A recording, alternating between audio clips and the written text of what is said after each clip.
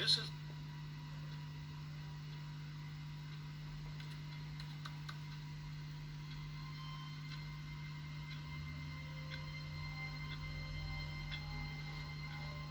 All of his co-workers were gone. What could it mean? Stanley decided to go to the meeting room. Perhaps he had simply missed a memo.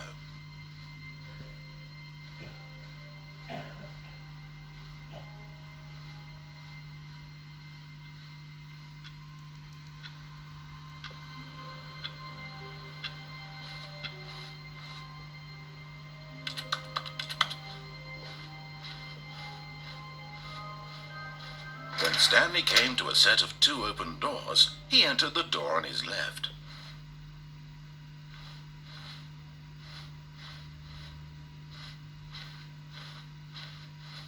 This was not the correct way to the meeting room, and Stanley knew it perfectly well. Perhaps he wanted to stop by the employee lounge first, just to admire it. Ah, yes, truly a room worth admiring.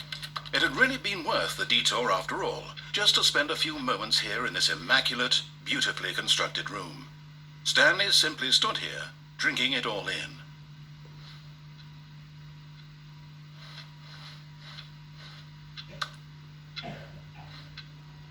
Yes, really worth it being here in the room.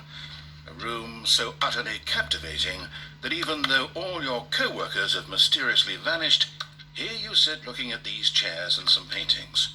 Really worth it. But eager to get back to business, Stanley took the first open door on his left.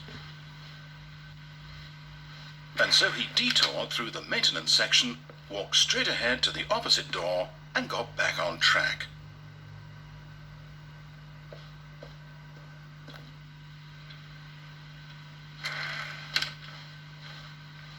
Yet there was not a single person here either.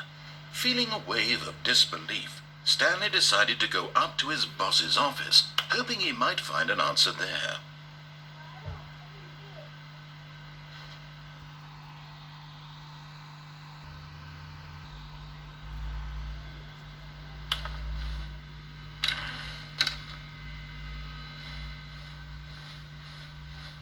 Coming to a staircase, Stanley walked upstairs to his boss's office.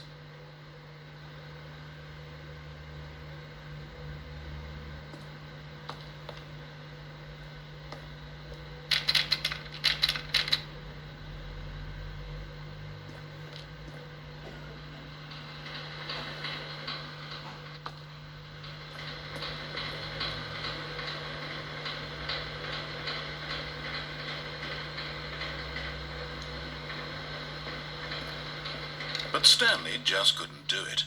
He considered the possibility of facing his boss, admitting he had left his post during work hours. He might be fired for that. And in such a competitive economy, why had he taken that risk? All because he believed everyone had vanished. He said to himself, "This is all too strange. This can't be real." And at last, he came to the conclusion that had been on the tip of his tongue. He just hadn't found the words for it. "I'm dreaming!" he yelled. "This is all a dream." Oh, what a relief Stanley felt to have finally found an answer, an explanation. His co-workers weren't actually gone. He wasn't going to lose his job. He wasn't crazy after all. And he thought to himself, I suppose I'll wake up soon.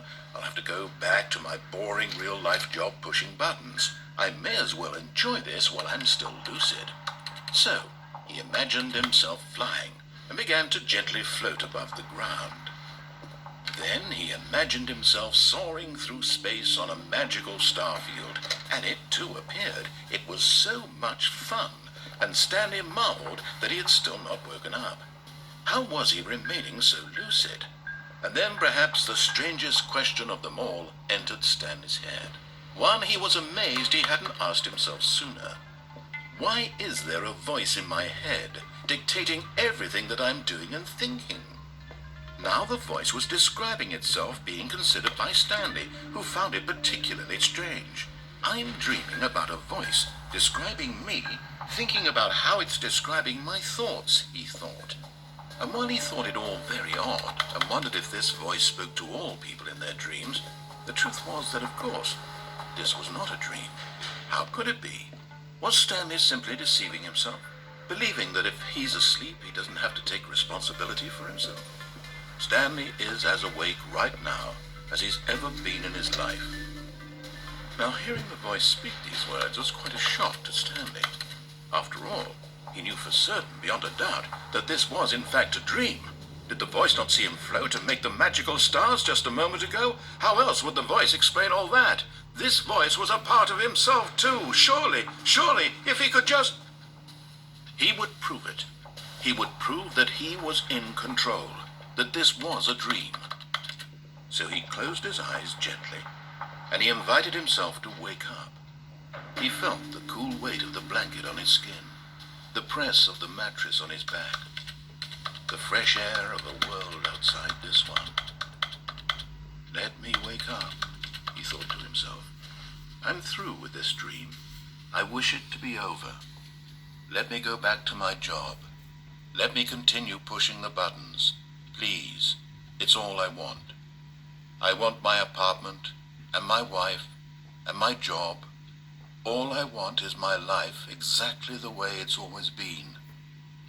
My life is normal. I am normal. Everything will be fine. I am okay.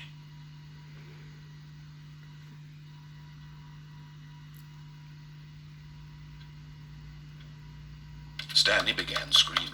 Please, someone, wake me up. My name is Stanley. I have a boss. I have an office. I am real.